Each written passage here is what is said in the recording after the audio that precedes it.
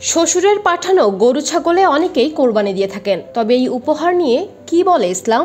কুরআনের পরিষ্কার নির্দেশনা হলো, যাদের সামর্থ্য আছে কুরবানি একমাত্র তাদের জন্যই প্রযোজ্য, আর যাদের সামর্থ্য নেই তাদের কুরবানি করা জরুরি নয়। কেননা অন্যের উপহারে কারো উপর ওয়াজিব হওয়া কুরবানি গ্রহণযোগ্য হবে না। এটা অনেকটা সামর্থ্য থাকা সত্ত্বেও সরকারি খয়রাতে হজ করার মতো।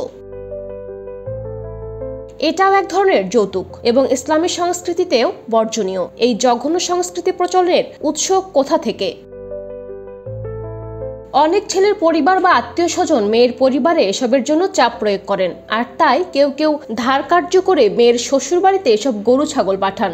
নইলে মেয়েকে অনেক আজে বাজে কথাবার্তা শুনতে হয় এবং ক্ষেত্র বিশেষে শারীরিক নির্যাতনও হয়ে থাকে।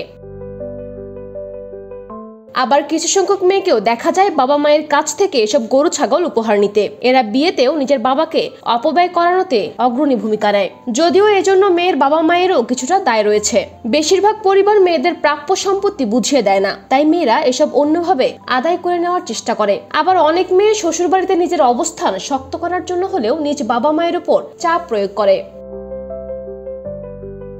এই জোর জবরদস্তির উপহার মেয়ের পরিবারের উপর একটা ভয়াবহ চাপ ছাড়া কিছুই না। বাংলাদেশের মানুষের উচিত এই প্রথা বর্জন করা এবং এই অসুস্থ সংস্কৃতি বন্ধ করা। কোরবানি শুরু হয়েছিল হযরত আদম আলাইহিসসালামের দুই ছেলে হাবিল ও কাবিল থেকে। পরবর্তী সময়ে কোরবানির জন্য হযরত ইব্রাহিম আলাইহিসসালাম ও তার শিশুপুত্র ইসমাইল আলাইহিসসালামের আত্মবিসর্জন কিয়ামত পর্যন্ত প্রতিটি মুমিনের জন্য অনন্য শিক্ষা ও প্রভুপ্রেমের পাথায়। কোরবানি স্বাভাবিক কোনো আমল নয়, বরং এর সঙ্গে মিশে আছে তাৎপর্য। পশু জবাই করার মাধ্যমে মহান আল্লাহর সন্তুষ্টি লাভের অফুরন্ত সুযোগ। অথচ আমরা শ্বশুরবাড়ি থেকে অন্যায়ভাবে পশু আদায় করছি, এতে সওয়াব অর্জনের বদলে কামাই করছি গুনাহ।